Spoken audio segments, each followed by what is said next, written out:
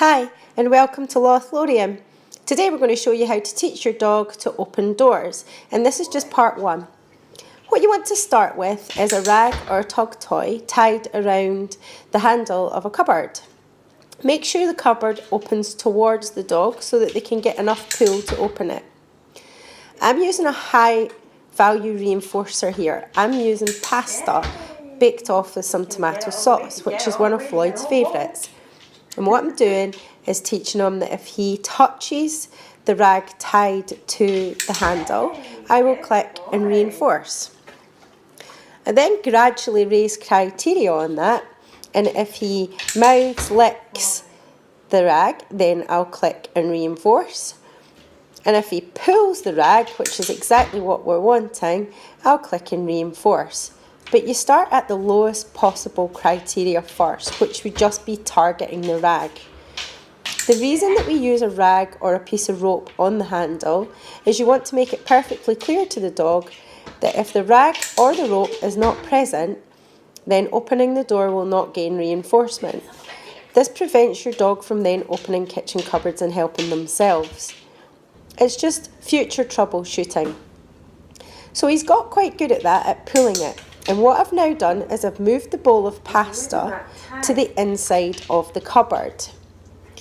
Then I go back, close the cupboard door, and then start again with clicking and reinforcing for pulling the door open. At this stage, the reinforcement gain for pulling the door slightly open is still a click, but we've now shifted onto just a piece of kibble. I want to let Floyd know that if he gets the cupboard door all the way open, then he will get that higher value reinforcer, the bowl of pasta inside.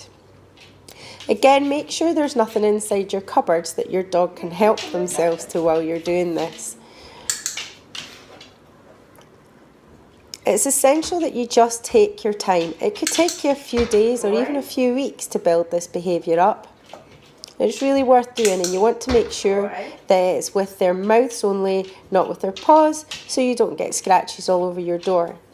Now just there he had pulled the door open enough that I could just put my hand in and ease it open so that he could gain the pasta. This is to make sure that he doesn't become frustrated. I could see that he could smell the pasta every time he opened the door, but he couldn't quite work out how to get it all the way.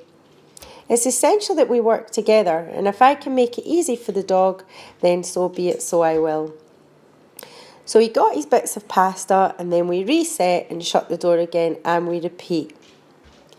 If we do this consistently, after a good few days, Floyd will just be opening that cupboard, no problem at all. And I'll show you where we go from there, because obviously we don't want him constantly opening doors and then being reinforced by big bowls of pasta.